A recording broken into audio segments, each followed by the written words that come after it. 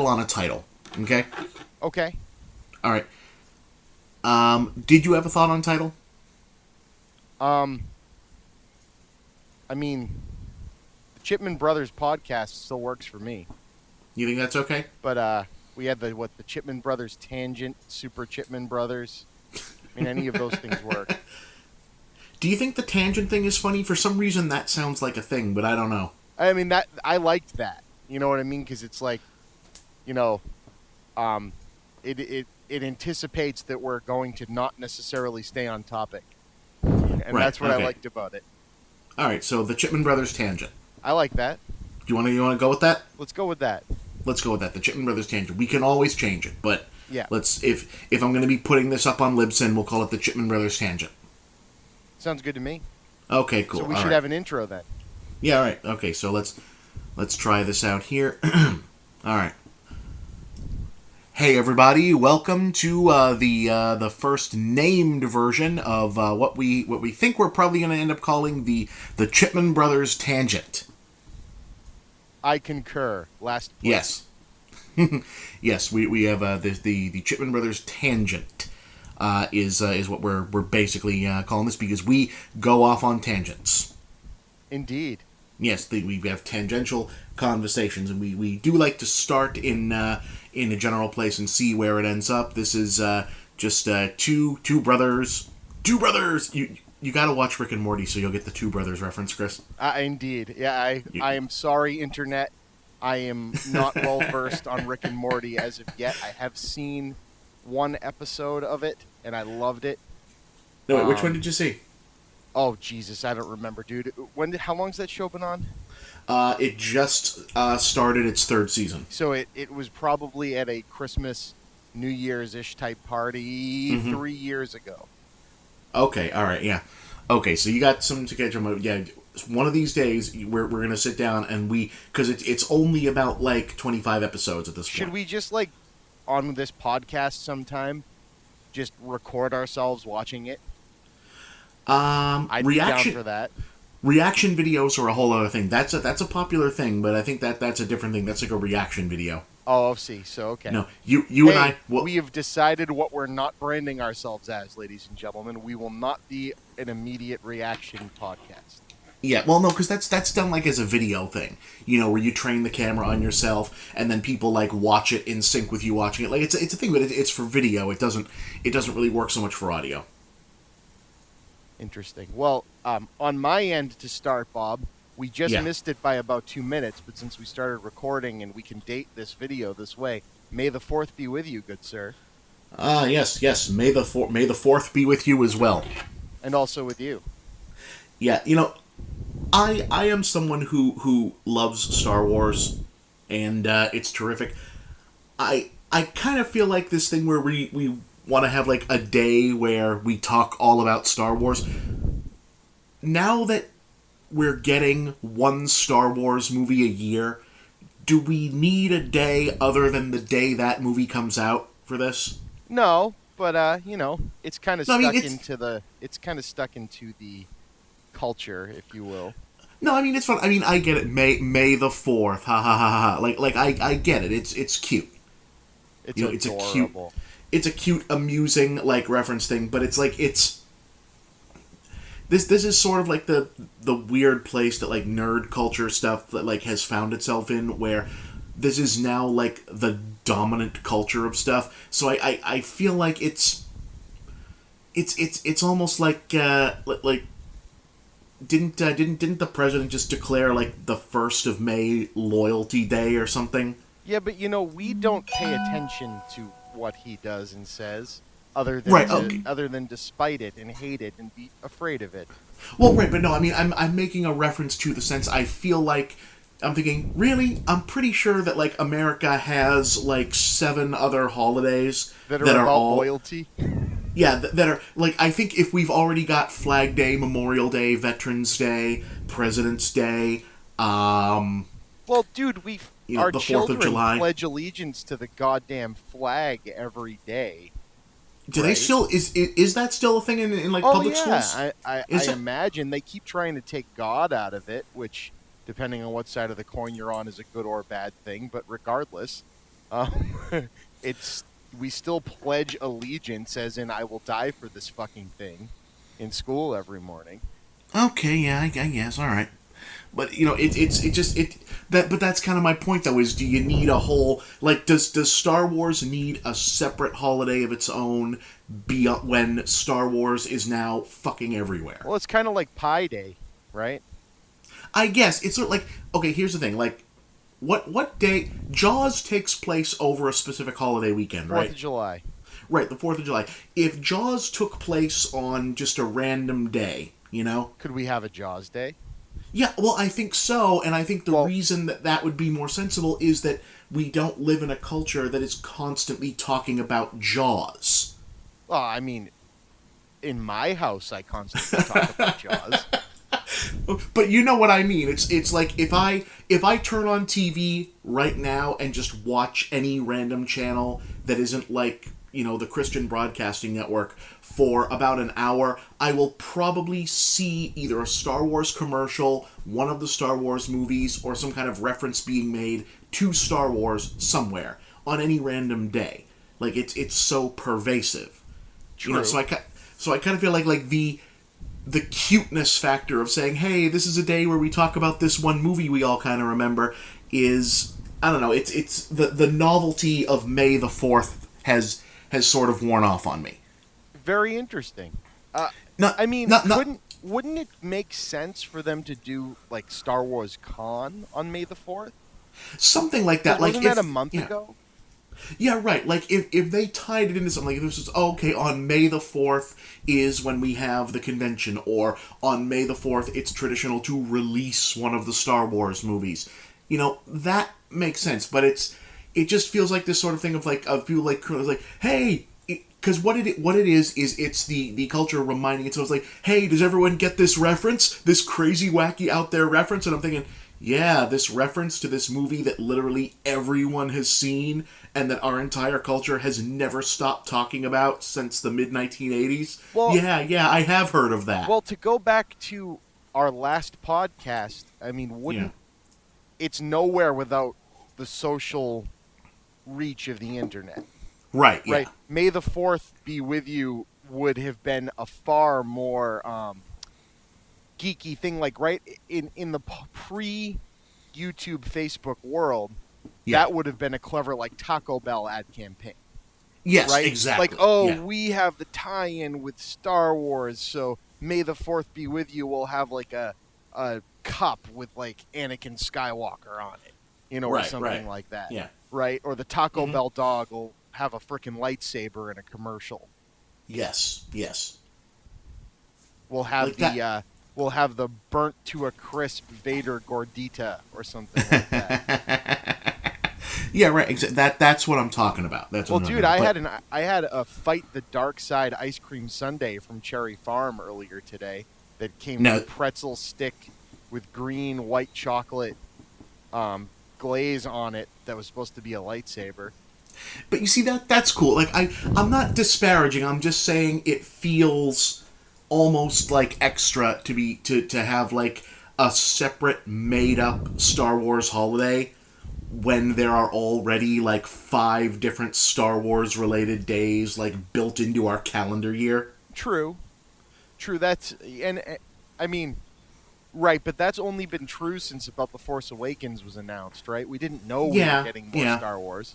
Yeah, I guess, So I don't know. yeah, we are kind of inundated with Star Wars. I mean, I think back to remember when we both worked for Blockbuster and the first Entertainment Weekly came out hinting that they were going to attempt to do the Lord of the Rings, Yes. right? And that was pre Sam Raimi's Spider-Man or Well, post. it took them forever to make that movie. So Right. this was And so and remember Sam Raimi's Spider-Man was kind of the the kickoff to the these can be good again. I mean, you could say the Tim Burton Batman movie, but that resurgence in '89 had come and gone by the time they got to Forever, and then Right, Batman yeah. and Robin, and Nolan hadn't made Batman Begins yet, so we had Spider-Man to kind of go off of. And, we had talked back then about how, having the geek culture of that reach, where I mean Disney owning Marvel and owning Star Wars and inundating us yearly, twice a year with something. Okay, maybe the day can feel a little silly now, but Star Wars, regardless of how overly commercialized Star Wars has always been, Yeah. it's kind of still felt like the only one of those things that still feels like it hasn't been tainted out of the you kind of go and talk to people about it in the basement of a comic shop. Mm-hmm. Mm-hmm. You know, Okay. like the Avengers and Marvel has kind of gotten the glossy, big money, quick. I mean, it went from Iron Man to what it is now in a very short period of years, right? Yeah. Star Wars has been around since '77, and it's still when we had to wait in line to see a Phantom Menace, right? Yeah. Still felt like a word of mouth kind of a thing, even though it was so big, you know. Mm. Whereas everyone just shows up when a Marvel movie comes out, right? The the Transformers fans show up, Yeah. right? The Michael Bay folks and the Fast and the Furious, before they got accepted as good moviegoers, show up, you know. Whereas Yeah. Star Wars, you still kind of get poked fun at and laughed at a little bit for liking it. Yeah. You know, I feel anyway. And so, I mean, it having its own day, it's kind of like it's Comic Con. You know, Yeah. I get it's that. like, I get that. right, the thing that you know, we had talked about. You know, you go to like a family dinner and your relatives are asking you about the movie that's good or bad or this or that. You know, because we were the ones that saw them, right? Mm-hmm.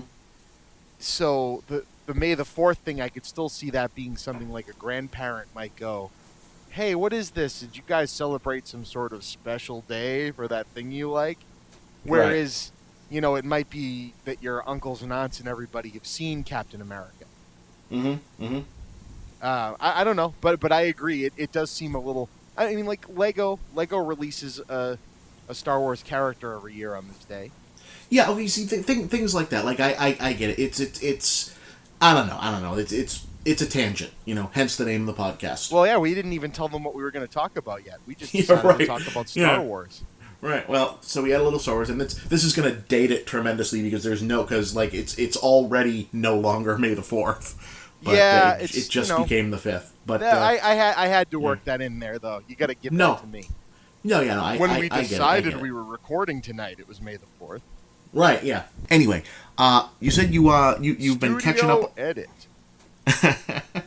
So yeah, we said I think last time we said that we wanted to talk about the new Mystery Science Theater, which has also been up on Netflix for about like 3 weeks now. 2 Was it? weeks, I think, right? 2 weeks. It's 2 weeks old, which should not be like feel old in like any kind of temporal sense, but because it's Netflix and we're sort of used to this thing where Netflix drops a show, and if you're interested in it at all, you watch it the whole weekend and just kill it out for yourself, and then spend the next month or so talking about it, and then on to the next thing. The fact that Mystery Science Theater, this show, the episodes are 90 minutes apiece. It does feel like it's suddenly more accepted that people are taking their time to go through all of these. I agree. And the other thing, you said it already feels old, right? I Yeah. think is a point that we can exhaustively go through if we need to, but a point that should be made at the beginning that if you haven't seen this yet Yeah. and you were already a fan of it, I know there's a few people out there that may disagree with us, but for me, it felt like just like that comfortable sweater that from your childhood that it just fit the exact same, and it brought you back to that same exact place. Mm-hmm. I've, as far as television is concerned, not really had a nostalgia trip that worked and felt quite as organic as this one. I had mentioned Stranger Things a little bit in a previous one that show, watching that, felt like someone had uncovered an old like Spielberg VHS that had never been released.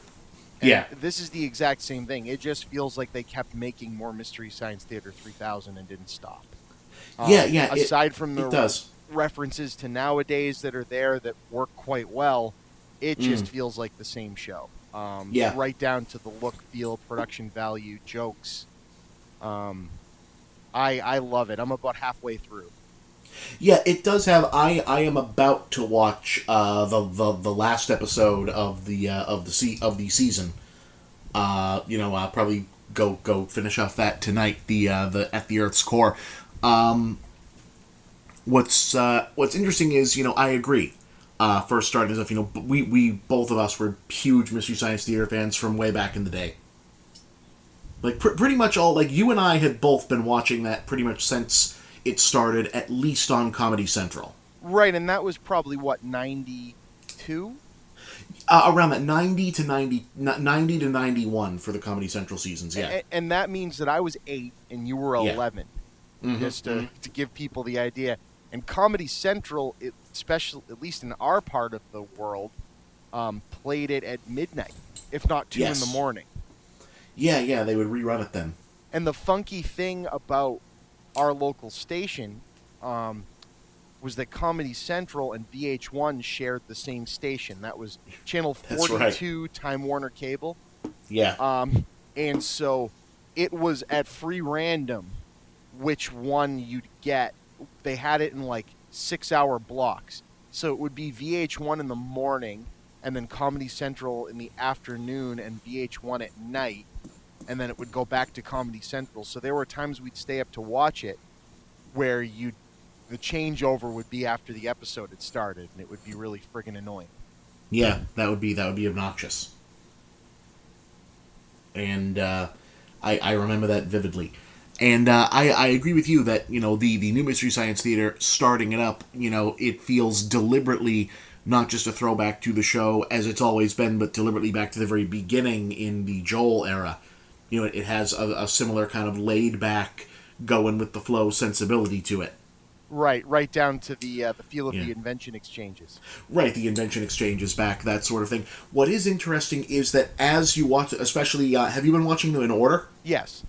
Yeah, I have as well. Is that there is a sort of like running storyline, a little bit of one that kind of like starts to come in over the course of it, which is an interesting new thing, but also that you do start to feel it as it goes develop. Oh, okay, this is a different animal now. There is a slightly different feel to it, and you get a different sensibility, and there's there's an almost, and I don't know if this is a like just a function of where Joel Hodgson's sense of humor is right now, but there is, whereas Mystery Science Theater was always a very weird show and very really loved the idea of having the stuff happening in the background that we're not commenting on in the live action host segments, but there's an uneasy kind of like creepy David Lynchian quality to it Yes.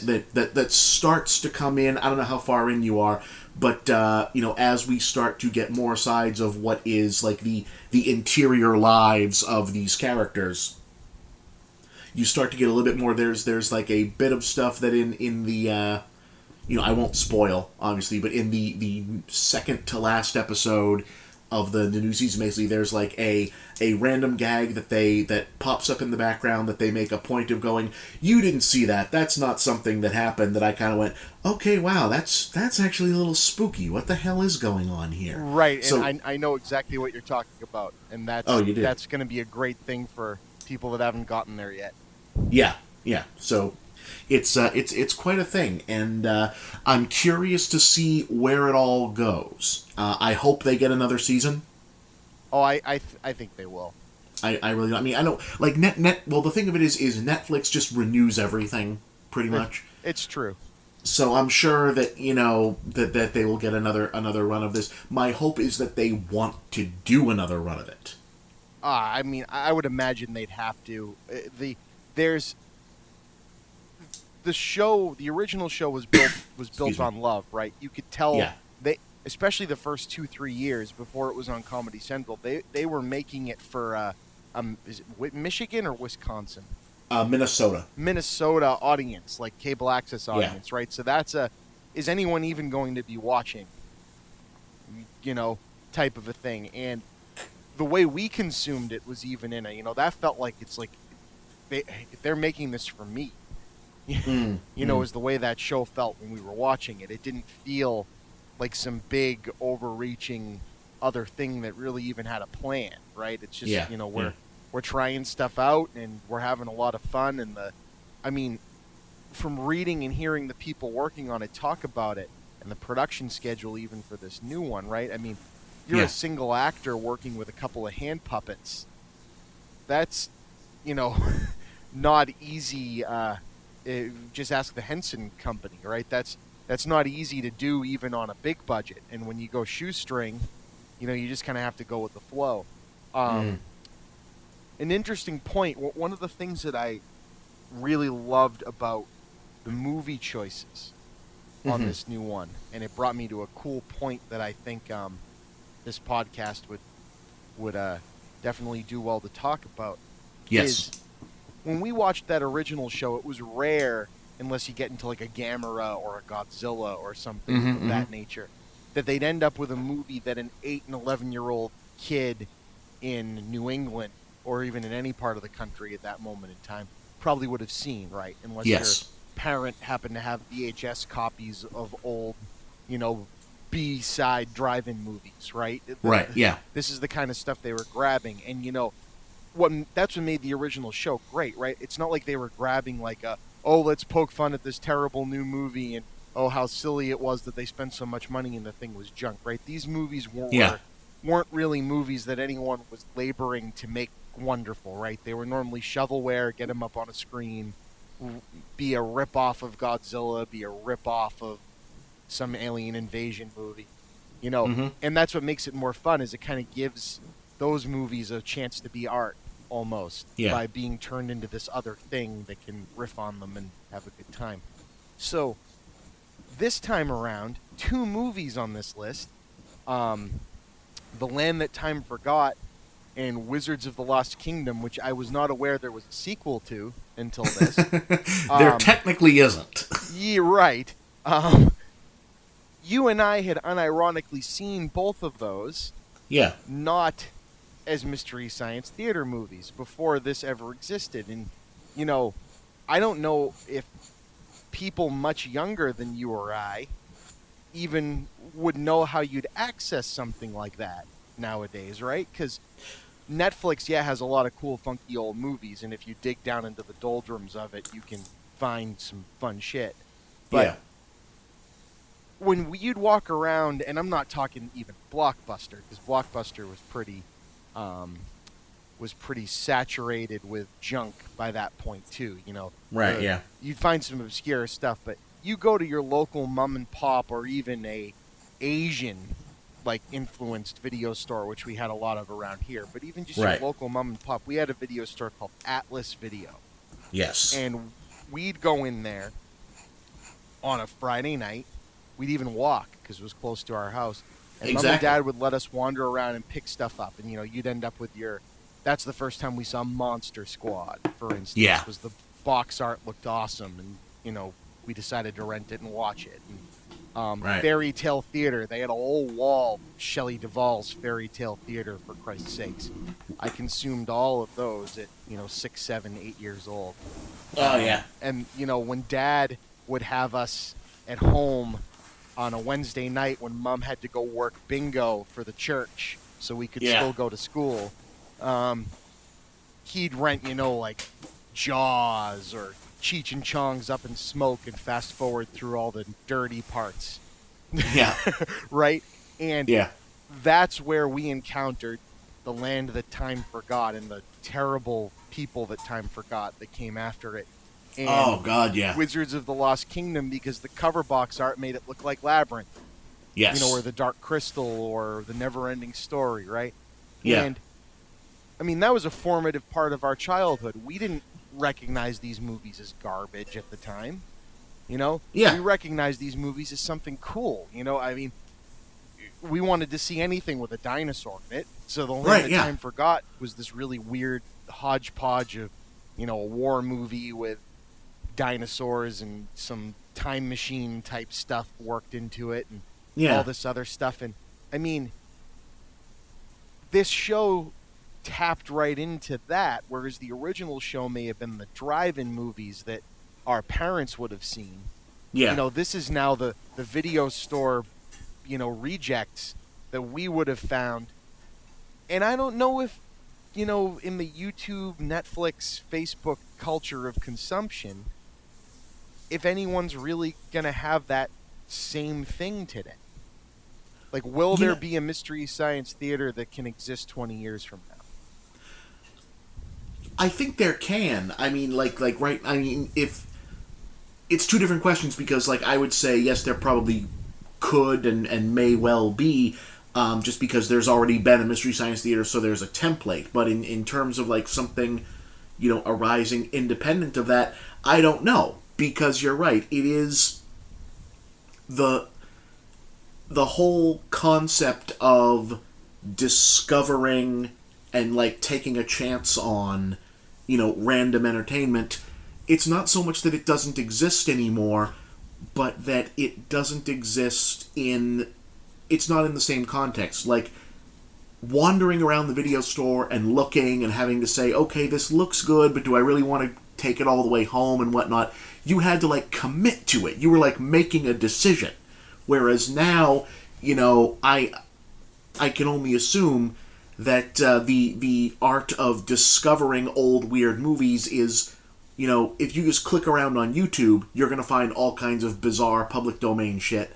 But there's no push for you to actually commit to it and figure out what it's about. It's basically, what the hell, Galaxy of Terror, what is this? Click, scroll through, bounce around through like 30 seconds of it. It's like, okay, I guess this looks like something, and then on to the next thing. It's this really rapid sampling thing. And I don't necessarily, I mean, there's what is good about being able to access entertainment in that way outweighs what might be lost of it, but there is a sense of the sense of discovery, really, I don't know, meaningfully exists anymore because it's all just right the hell there. Right. Like one of the I'm very fond of the run of movies in this new incarnation of Mystery Science Theater. I think it's very interesting. I'd be curious to know if they are trying deliberately to keep to movies that are in like a 16 by 9 TV aspect ratio. Good point. Good point. Because like I could be wrong about this. I don't think I saw any of them in there that were in like standard format or whatnot. So, are they deliberately avoiding doing black and white drive-in movies that would be in standard format? Like I did a whole episode of one of my shows in Bob We Trust of movies that they should take a shot at, and one of them was From Hell It Came, which is a standard definition movie. Mm-hmm. And I wonder would they not do that because Netflix is in standard def? I imagine they probably would, because Netflix puts up shows that are old shows that are in standard def. So, But they upgrade them. well, yeah, no, I mean like it's more the shape of the TV. Like if the New Mystery Science Theater wanted to do a movie that was in standard def, would they window box it? Oh, good point. With the bars on the sides for that, or would they like blow it up and pan and scan it? Which I mean, most of the and pretty much anything made post 1950 that they had on the original show would have been a pan and scan copy anyway, because it was the TV cuts of various things. Right. Yeah. So I'd be curious to know that. I will say the lineup for the new run is pretty eclectic, even in a different way. Like, yes, we have two big Doug McClure, explorer action movies. There's the two Wizards of the Lost Kingdom movies, which are unrelated films other than their titles, but they live in the same genre, more or less. Right. And they're terrible. But, right, and they have, like, Reptilicus is a classy old monster movie. But one of them in there, they did Al Adamson's Carnival Magic. Oh, jeez. Which is a notoriously awful film. And for anyone who had been wondering about, would Mystery Science Theater, still do... Because before the weirdness of the kind of movies that would end up on MST3K, like the fact that the only reason anyone knows about Manos: The Hands of Fate is that it was on Mystery Science Theater. Right. Right. And what was interesting about Manos as an artifact was that movie basically never played anywhere. That was a movie that a guy made to win a bet.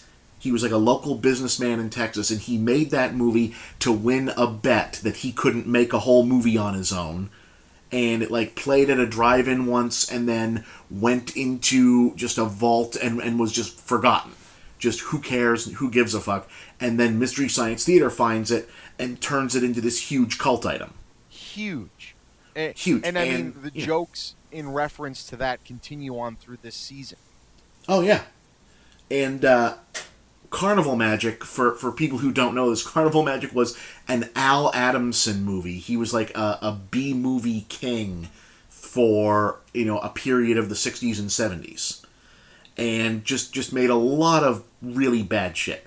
And this movie is basically, they had a weekend and a carnival to just make up a movie, which they did, about a magician and an ape and a whole bunch of stupid shit. Chimpanzee, I'm sorry. And it's one of these movies, it's just a whole bunch happens and yet nothing happens and there isn't really a plot. And it's famously obtuse, sort of, what the hell is this piece of crap, that was literally shown once, put in a warehouse, and was thought to be a lost film for about 30 years until they found a print last year. And, Netflix has it, so Mystery Science Theater can use it. And it feels very much in that same vein of Manos as, what is this thing that I'm looking at? Because otherwise, some of the stuff this season is, really, it's a little more approachable. It's a little more familiar. Like, The Land That Time Forgot is not a good film under conventional metric, but you can put that on TV and just watch it as a film. Right, and that's how we saw it, right? It was rented and on TV. Yeah, like, it's not terrible. It's got, dinosaurs, there's a plot that moves, there's action, there's, like, recognizable actors. One of the movies is Avalanche, and is just a low-budget disaster movie that has Rock Hudson in it. Yes, it does. Yeah, like, big stars of this type of movie, and it's a great episode, by the way. But it's a different sort of thing. And I would like to continue seeing them expand on that. What's your favorite episode of the new season that you've watched so far? Oh, jeez. Because they hold a special place in my heart, the Land That Time Forgot was a damn good one. But yeah, I think for just sheer absurdity, it's a toss-up with Cry Wilderness and the Time Travelers. Was that what it was called? Yeah, the Time Travelers. And it's for the exact same reason you just mentioned about Manos. Cry Wilderness looks like something that, the studio just says we happen to have a Bigfoot costume and we can film in this Canadian wildlife park, make a movie. Yeah. There was trained animals in this freaking thing, right? Yeah. Not done in green screen. No. Right? Such a weird movie. What was the kid's name? Peter! Your father needs you! It's the weirdest freaking thing. And the whole opening involving this kid and the, potentially magical Bigfoot that's able to show up, and it might be a fever dream and it might not be. Yeah. And then the Time Travelers, like you said, it's just a whole bunch of stage tricks that they decided we should film a movie where all the special effects are practical, but they're like practical stage tricks. So you don't have an audience that, is stuck in one perspective, so you don't have to do that with a camera, Yeah, it's one of those movies that's made in a really weird way. The Time Travelers is another sort of, famously weird 60s movie where someone who I guess either the producers or one of the directors was a stage magician and had, just a thought of, hey, we could use magic tricks, like stage magic illusions, we'll use them and call them a bunch of science fiction stuff and make a cheap sci-fi movie around them, and that'll be like a way to make it look like we've got really cool special effects when really we're just doing basic magic tricks. It was bonkers. Yeah, it's a weird thing. They had a lot of fun with it. Yeah, they did. Yeah, they found their way around it, and that's definitely the sort of thing that like a UHF channel would just have in their library that would go on like a rained out baseball game day. Yeah, and that would go on. So I've had a ton of fun with the new season, as it does make me think about the old video store days and getting things weird, wild stuff. Well, and that's the thing, right? Back to the point about where will it be in 20 years, right? I mean, this resurgence is now seeing things that we've been able to find and see in our lifetime, right? Yeah. But remember when Beavis and Butthead came back? Yes. And the shtick with Beavis and Butthead coming back was that MTV doesn't play music anymore. Yeah. Yeah. And Beavis and Butthead used to watch videos from the show in a similar, but not exactly the same thing, but similar self-aware vein as Mystery Science Theater. And now, instead, right, yeah, they'd put on Beavis and Butthead before the Jersey Shore and have them watch clips from the upcoming shows like America's Funniest Home Videos and riff self-awarely at the channel that they were on. Yeah. Needless to say, it didn't last, but it was funny, right? Yeah. But Mystery Science Theater is self-aware in and of itself, so I wouldn't expect it to become then self-aware in an Inception style of itself, right? Yeah. If Mystery Science Theater becomes obsolete, there's no point for it anymore, right? And right. riff tracks and cinematic Titanic already exist too, so it can't just be that Mystery Science Theater 10 years from now is now just doing Hollywood first-run movies, right? It wouldn't work. Yeah. Well, but the thing is what I wonder about is like the generationally specific Mystery Science Theater, the whole vibe of it with the cardboard spaceships and the puppets and whatnot kind of fits with the aesthetic of the kind of movies that would be running on, the idea originally always was that these were UHF channel in rotation bad movies that you would be quote unquote forced to watch because there was nothing else on. Right, exactly. And that whole world, like that whole concept, the whole concept of there's nothing on doesn't really exist anymore. Right. And this idea of, I don't have a million different entertainment devices, I have a TV, and if something bad is on, I will watch it and talk back to it just for something to do. Right. That, not only does that in and of itself not exist, but like now, the Mystery Science Theater aesthetic with the fake spaceships and the puppets and whatnot ran parallel with the cheap movies that would also have fake spaceships and puppets and monsters and such. Now it's an even more bizarre match where you've got them doing, it's the fact that Mystery Science Theater's effects are actually not as good as the effects of the movie that they're riffing is something that didn't often happen. Right. And is like the default setting for a lot of these things. Like, At the Earth's Core and whatnot is not an expensive movie, but was a big-scale Hammer B movie of its era.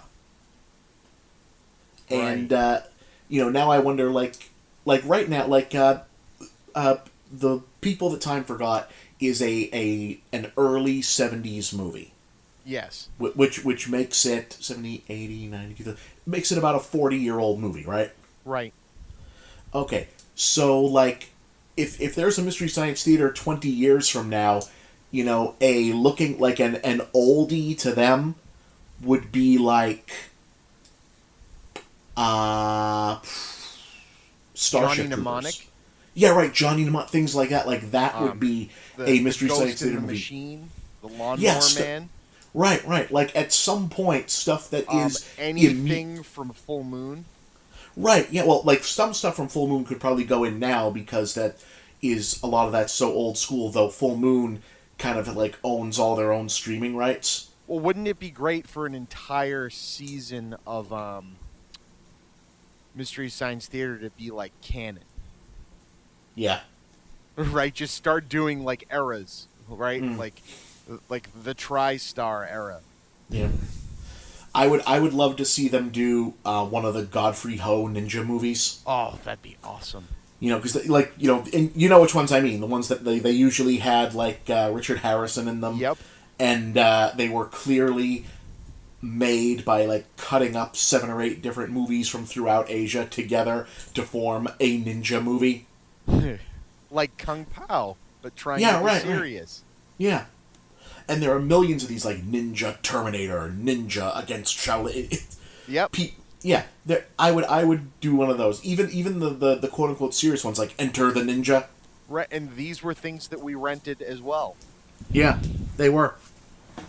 Well, but also, B movies after a certain point, like from the 80s on, kind of, even the ones that took themselves seriously became aware, and those are a lot harder to mock because they're being made very cynically. Right, like Like they know, and look, I love a lot of stuff like this, but like the movie Leprechaun, for example. it would be a terrible fit for Mystery Yeah, Science Theater you can't riff it because because it even already if you, knew.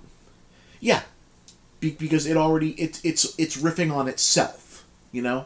It's like trying to make fun of one of the Freddy Krueger movies.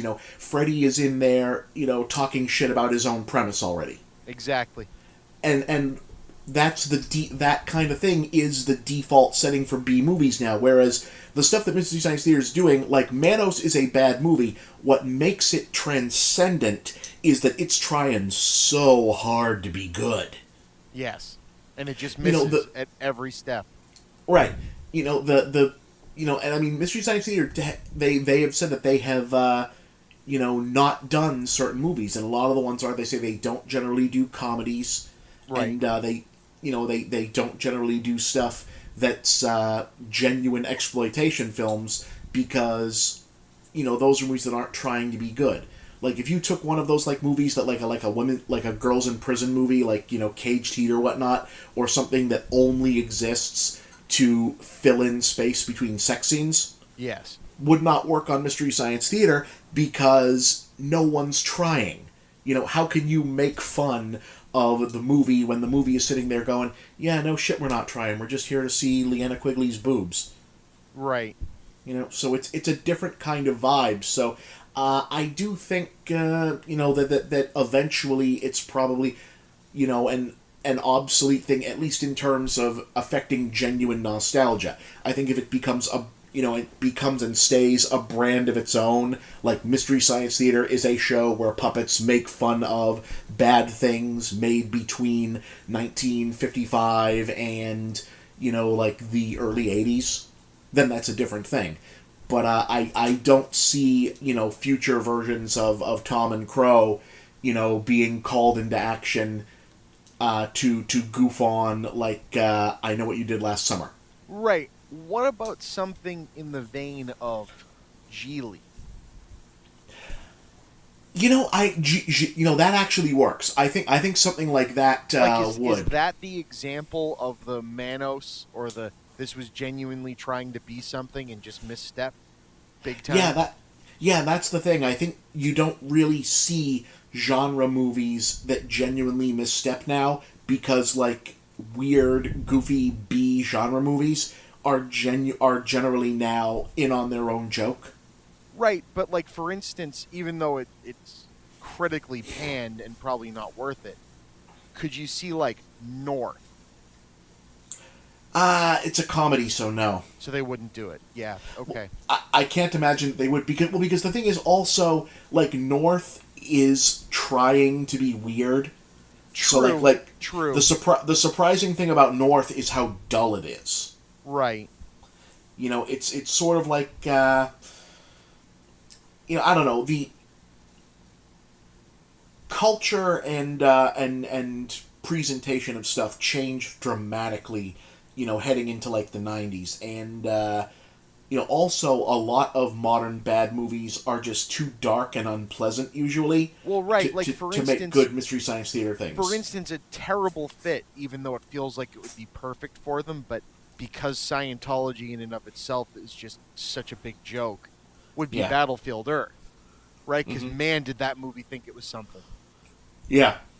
right? Well, and also like all of the Battlefield Earth jokes have already been told now. Right, and they've already done Starship Troopers, and that Yeah. movie shouldn't be.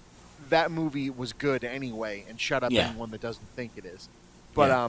that at least had some fun things to riff on, and it was part of the Thanksgiving trailer special back in the day. So that Yeah. that's a lot of fun. But I'm trying to think what could possibly be the most recent movie that would fit Hmm. the mold for unironically bad, right? Hmm. Like the Hunger Games, not Hunger Games. Sorry, the 50 Shades of Grey doesn't fit. Yep. Um, Twilight doesn't really. Maybe the first one, but they did that with riff tracks, right? But Yeah. um, the Birdemics and things like that don't fit the bill. You know, Birdemic almost does. Like Birdemic is probably the most recent thing that I would But say they've done it. makes sense. Well, I mean, like Rift Tracks did it.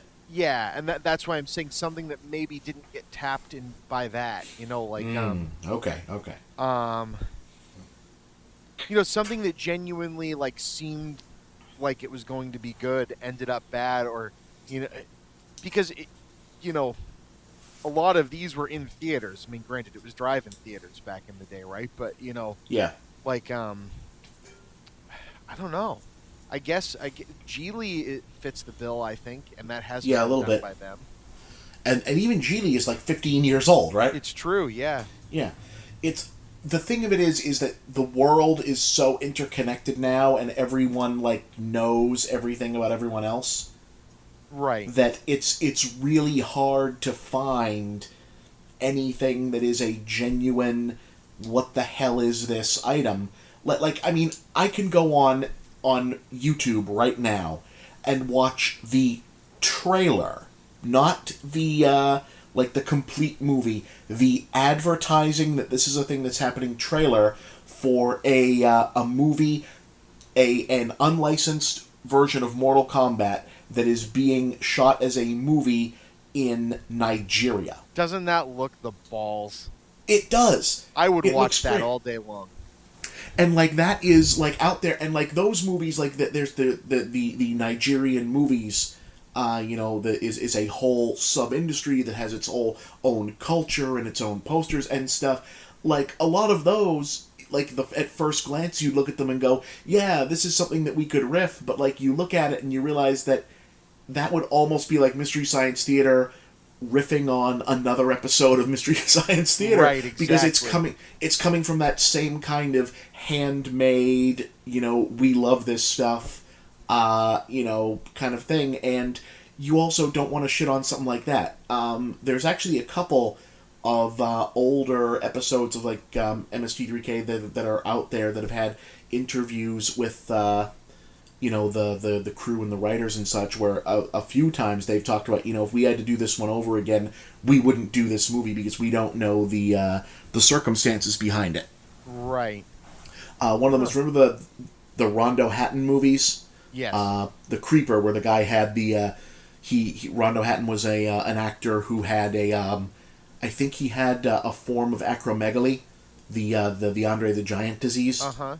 And he was the guy. If you saw The Rocketeer, there's a henchman in that movie that has big ears and a big, like, kind of weird, swollen face. He's supposed to look like Rondo Hatton, who was an actor who had a facial deformity, that very briefly became a star as a monster called the Creeper in a series of low budget horror movies because he looked very alarming. Hmm. He was a big man who looked alarming. And MS33K early on, like in the second or third season, did, I think one or two of the Creeper movies, which are just low budget movies about a big guy in a coat that sneaks up on people and strangles them. And Mary Jo Pehl has an interview on the DVD that had this as part of his collection, and she said, we had a lot of fun, but later on when we read up on the internet about who Rondo Hatton was and what had transpired with this guy, if I had to do it again, I wouldn't want to riff this because, we're basically, making fun of something that is exploiting the fact that this guy was actually pretty much dying Right. of, the things that were making him look like that were also eventually killing him. That's the fine line, right? Because there's Yeah. that's where the critics of the show always say that they feel like they're making fun of like a, you know, like a kid that has a disability or something, that created Right. art. Yeah. You know what I Hmm. mean? And it's like, well, Yeah. and that's where the fine line is, right? Is were these people trying to make art, or were they just shelling out some shovelware that's fun to elevate a little bit? Maybe there's a little of Yeah. both of that, right? I mean, you Hmm. get into something like The Room, and what the hell's going on in that guy's head, you Yeah. know? Yeah. That's a product of someone being pretty unwell, in my opinion. Exactly. And so when does it, when is it no longer that we're laughing together? Is Exactly. is the fine line you have to ride for sure. Mm. Well, for now, I'm having fun with the new season. I look forward to finishing it off. People tell me it ends on a cliffhanger, which is wild. I got to check that out. That's super interesting. Yeah, so I'm gonna have to check that out, and hopefully, did did you find that it took a little while for you to be able to differentiate between the three guys? Yes. Mm. I actually put on the Netflix subtitles so I Huh. so I know, Okay. because there is a very good consistency to the types of jokes each of them tell. Right. Like, right, like Jonah kind of has, certain things he says the way Joel would, and the robots kind of keep their character. I do Yeah. like the little zingers from um why is my brain shutting off right now? Gypsy. Gypsy. Yeah. New Gypsy New rules. Gypsy I rules. I like everything. I was aware when they said that they're going to give Gypsy a naturalistic female voice as opposed to the Jim Milan do it, because like Gypsy is just so bizarre in the old show. Like everyone in the old show is weird, and then as weird as everyone else is, then you'd get Gypsy with the "Oh my God, they're going to kill Joel." Yes, You know, exactly. but like now the fact that Gypsy just kind of sounds like a telemarketer from the Midwest, it's just kind of great. 100%. It's great, and you just lowers down into the theater, snipes at the movie, and then pops back out again. I do miss the original two iterations. Was it just two of Crow and Tom Servo, the voices? In the first season, the first KTMA season and the first Comedy Central season, Josh Weinstein did Tom Servo, and he actually sounds. His version of Tom sounded and acted pretty similar to the current one. Yes. Okay. But I knew that Kevin sounded Murphy, familiar. Okay. yeah, but Kevin Murphy was Tom Servo for the longest, and his Tom was always the "I'm a little bit up here and I'm kind of a high cultured guy" kind of thing. Yeah, his Tom Servo is definitely the best. I like the new Yeah. one, and the Yeah, gags are yeah. great in the new one. But I feel his Tom Servo is missed a little bit. Yeah, it is when there are a handful of times, I won't spoil the when, in the new show where old characters from mostly from the Sci-Fi Channel seasons, pop back up for cameos, and it's you can just like, oh yeah, I like the new stuff, but I missed you guys. Yeah, it's It's good. They're, always they're all they're yeah. all semi part of the writing staff too, and everything, right? So that at least they They're pop not. in and out. They are Shout Factory and Joel Hodgson are making sure that after a lot of them got screwed out of like royalties and stuff for a pretty long time, and supposedly Joel Hodgson and Shout Factory are making sure that there is more going to the previous cast from before. But no, it's Mary Jo Pehl, Bill Corbett, and Kevin Murphy have cameos throughout the new season. That's great. Mike Nelson declined to appear thus far, and Trace Below and Frank Conniff are on tour actually. As the Mads, Yes, as which the I Mads. think is So great. we'll see. I'd like to see if more people would show up, but it's good. It's a good thing. I'm just so glad to have it back. It's like having an old friend back, and yeah, it's cool that after all those years, it didn't really feel like it went anywhere. Yeah. You know, it's I like I knew I missed it, but it's like, mhm. oh wow, it's as if you just flipped the switch and it was back. Yeah, right. I'm gonna be so morose when I finish up the last one tonight because then it'll be gone again. You know. Right. Right. Well, You I know. mean, the old ones are on Netflix now too. I've been catching up on those. No, no, I know they are, and that's and it's good. It's just now that it's back, I'm like, it's like it's been like this run of like 14 new episodes. Jesus, yes, this is wonderful. I love it, and please don't ever go away again. I really need this right now. Yeah, it's awesome. Yeah, I'm very fond of it. I mean, if it wasn't, we wouldn't have done like an hour on it, which we pretty much just did. Right. I mean, Yeah. and we probably didn't even scratch the surface of what it means to other people that are listening to this. It's, just what it means to me. Yeah. It would be awesome to buy this on VHS. Yes. I know that Yeah. sounds really weird, but I don't think I could watch it in another format. I mean, having it on Netflix is cool, but I think if I owned it, it would feel weird being on a DVD. Yeah, a little bit. I'm one of the Kickstarter backers, so I think if they do a DVD set, I think I get it. That's awesome. But we'll find out because they've got to. I know Netflix is weird about wanting to do physical media for stuff, but they really should. Yeah. Yeah. I mean, it would be awesome. And Yeah. Kickstarter, I mean, it's great that it's there for this, right? Because Yeah. like you said, for every Star Wars day, Mm-hmm. right? There's still shows like this that not everybody knows what this is. You know, Yeah. uh, I hope this is being discovered by new people. I hope that this me is too. not just a.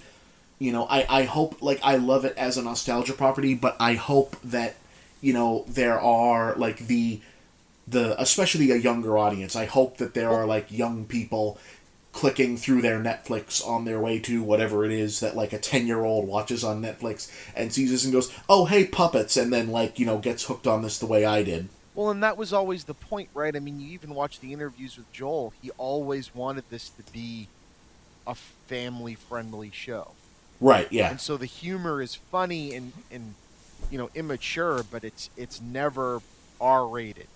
You Mhm. know, Yeah. barely even PG-13 rated, right? It's very much fitting the mold of your, you know, 1950s B sci-fi um, consuming crowd, right? Yes. And so it would be, the father in the 70s showing his kid, it came from beneath the sea, or Santa Claus conquers the Martians, Mhm. Mhm. or whatever else, bonkers you want to find from that. And it's great that in the Netflix world that can still exist, Yeah, I agree.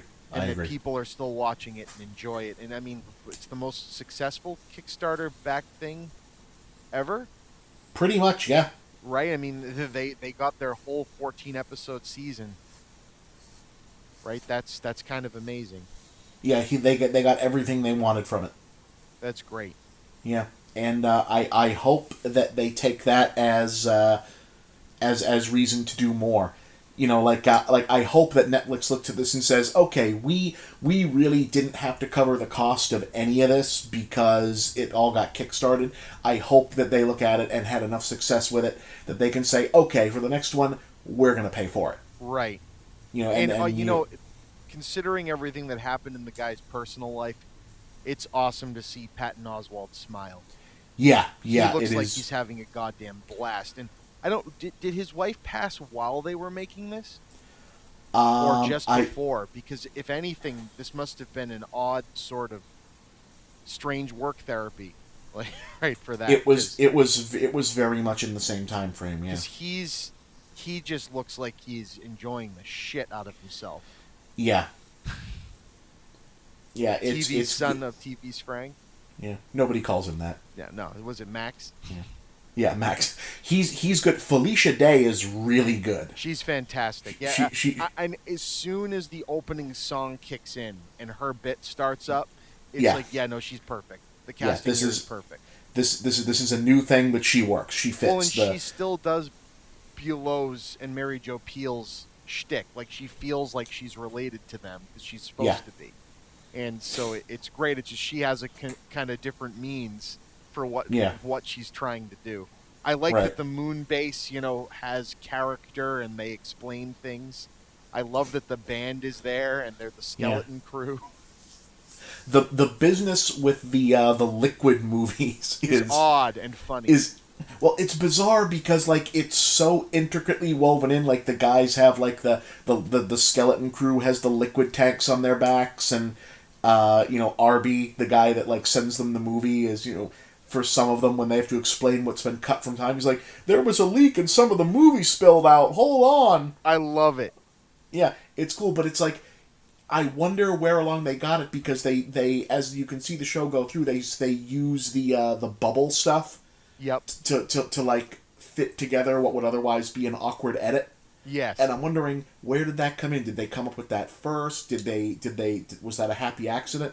We don't know, but it's very there's a lot of like buried if you look for it thought put into the background of this.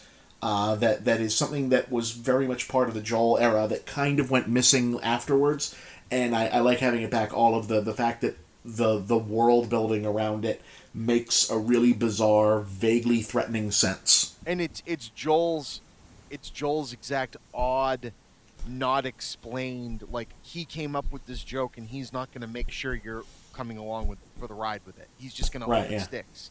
You know Mm-hmm. what I mean? And I always loved that about his brand of humor because the man, he was a stand-up comic, comedian, magician, Yeah.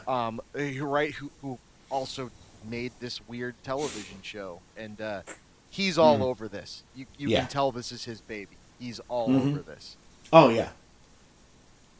Yeah. Well, no. Um, I mean, this. I mean, like, let's call it what it is. This is, I feel like this the main reason that this has come back in and happened is largely premised on Joel Hodgson looking, you know, peering into the future and realizing, okay, I can either be in my 90s supporting myself, signing autographs for this, or I can make a new one and retire on it. right, exactly. You know, and good on him. Very much You know, so. I Yeah, I, I, I'm I I'm love it, and that's basically what I have to say about it. It's just great. So we're talking about Mystery Science Theater in a, a movie that kind of seems to be cut from an similarly odd. This will be a bit of a tangent vein, but um, Nacho Vigalondo. I'm thinking I'm Yep, pronouncing his last name right. Who I believe so. I'm a huge fan of from Time Crimes. Work that you might not agree with me as much on, but his work in the ABCs of Death and VHS films, which he has the only good segment of the third VHS film, Mm. VHS Viral. His segment was completely bonkers. A parallel lives, parallel universe. I forget the name of it exactly, but it was awesome. And you know, this gentleman gets $20 million and a couple of decently big named actors in Anne Hathaway and Jason Sudeikis from Saturday Night Live, um, and decides, you know what I'm going to make? I'm going to make an odd comedy drama about empowerment and also giant monsters. Yeah, yeah. Colossal is the movie Chris is talking about. Yeah, and this just seems like something that could have gone terribly wrong and ended up on Mystery Science Theater if it was made Yes. in the 70s. Yeah. This is well.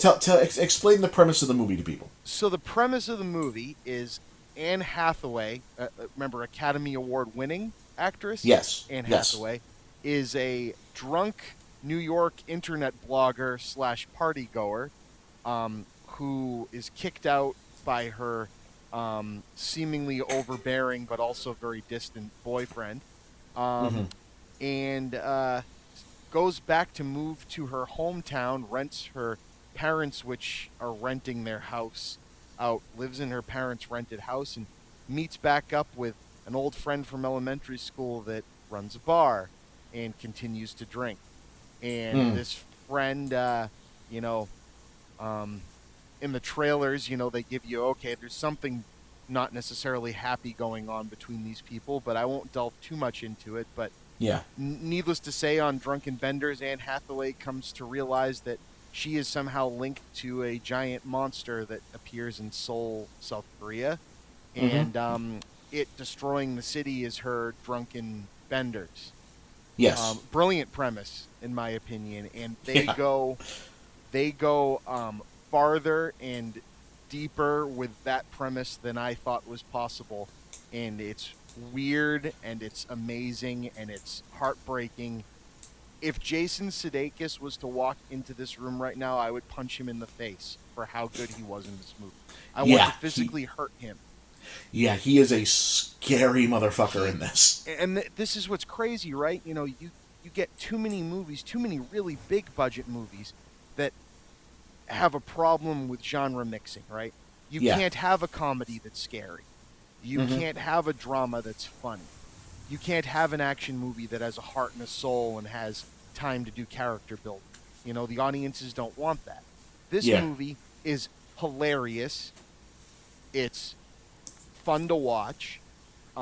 It has kind of like an Edgar Wright level of brilliant character writing and dialogue and geekiness between the people. Um, but it's also filled me as an audience member with anxiety for the Yeah. characters. I Yeah. got cold sweats. I shook.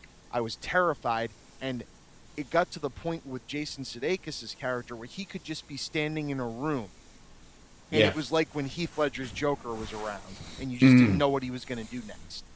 Yeah. Do This you know what I is mean? a. How does a Saturday Night Live alum of the current era or the Will Ferrell, ending era that we kind of look down on, for poor writing, overdrawn sketches, and all of this. How does that guy deliver what I feel could be an award-worthy performance? Mm-hmm. Right? He's Yeah. freaking incredible in this movie, and It, and it, not and it not is. for It the is. actions that occur, because like I said, I want to hurt him.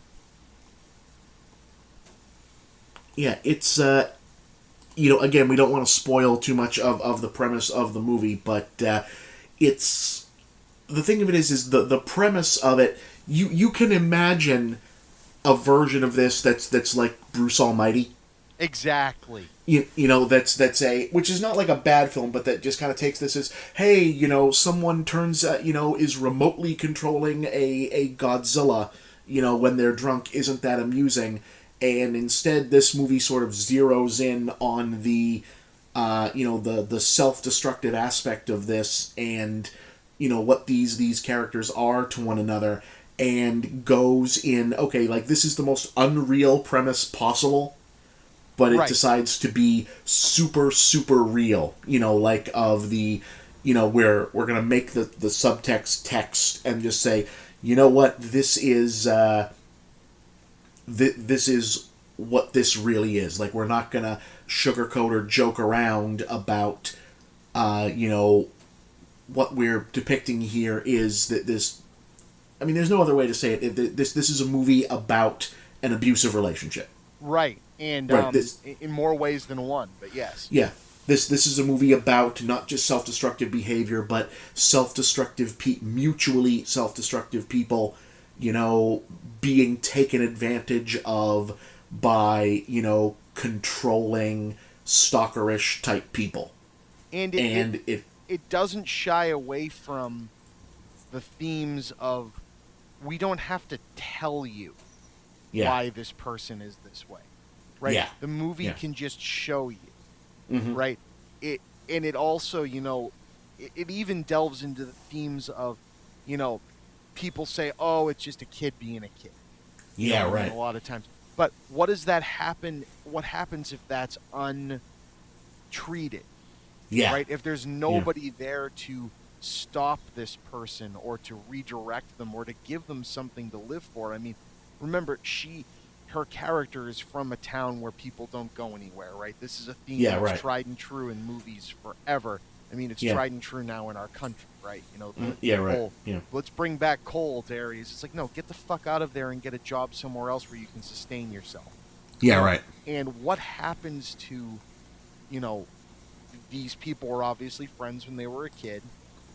You get into, before it even gets dark, you get into, okay, he knows a little bit too much about somebody that he hasn't seen since elementary school. Mm-hmm. You know what I mean?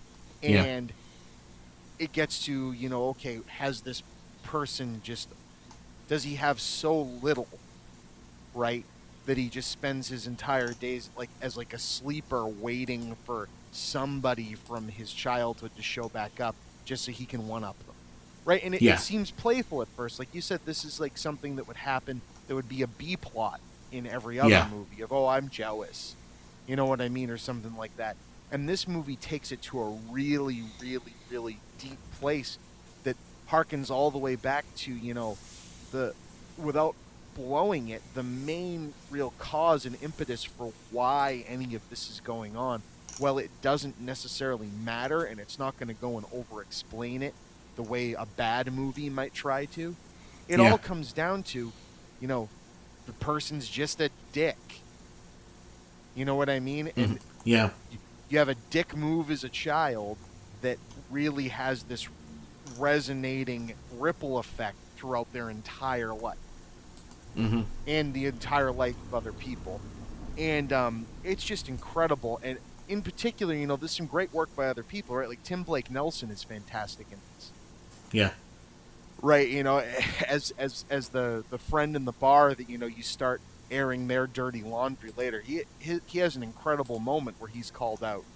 You know what I mean, for something. It's like it's just the characters all felt real, and this is in a movie where they can also be controlling giant monsters attacking cities in South Korea. Hmm. Right, and I just it's the we talked about movies where someone just thought they were making something great and it went wrong. This is a master at work. This is someone that knows the exact theme they're going for, and it didn't have to be a giant monster, right? But it's awesome that it is. Yes. I Right? agree. I mean, the fact that they can depict destruction happening, but it's not the destruction that's happening that's important in the scene. It's the impact that the actions being caused and who is causing them. So the movie then instead decides to film the person who's inflicting the damage by controlling said giant monster, but using the sound effects of the destruction happening at the other end to impact. And it's just brilliant choices of a we talk about the Marvels, the Lucasfilms. They're hiring up these indie directors to basically get more money than they've ever had to make a movie, which means you'll do whatever we say, right? And then you get this guy who gets a decent amount of money to make a weird movie with no real genre that it fits into, and he delivers gold. Right. And it's you don't see it. I mean, nowadays you don't see it all that often anymore. I mean, we've talked about you've got the Blumhouses and companies like that that are really tapping into well, what if we limit your budget? What can you do then? I mean, they saved Shyamalan. We talked about this before, right? Hmm. They brought that guy back, and I think it's great that the big studios aren't just scooping up all of these guys. Yeah. For every who's the guy that made Jurassic World? Oh, Colin Trevorrow? Yeah, who's a good director in his own right, but he's going to be doing Star Wars Episode 9, right? So he makes a little low budget indie in between. You've got the guy that made the remake of Pete's Dragon, on the other hand, that that movie felt kind of like this one in a similar way. It was a little bit more watered down and made for a family audience, but that movie kind of hit me the same way in some aspects with the feels that this Yeah. Colossal did. Is it's like, man, they're really going for it with this, huh? Hmm. And I loved it, and I know you've done a review, but if anyone listening to this podcast gets out and sees this movie, that Colossal is one of the best I've seen in 5 years. Yeah, you got to get out there and see Colossal. Colossal and Get Out are like the big genre movies to go see right now. And Get Out I haven't seen yet, so Oh, you got to see Get Out, man. I have a baby or Yeah, I know. 19-month-old, so we got to pick and choose, but that's the next one on the list. Excellent. All right, so now we've talked for a long time. Right. Have recommendations for Colossal and for Mystery Science Theater. Good stuff. Yes. All right, Chris. Do we want to call it an evening? Of course. All right, okay. All right. Thank you, folks, for listening. We hope you enjoyed the Chipman Brothers Tangent, or whatever we end up calling this. Please, link to it, share it, tell your friends, and we will see you guys next time. Have a good one. Thank you for coming along on the tangent.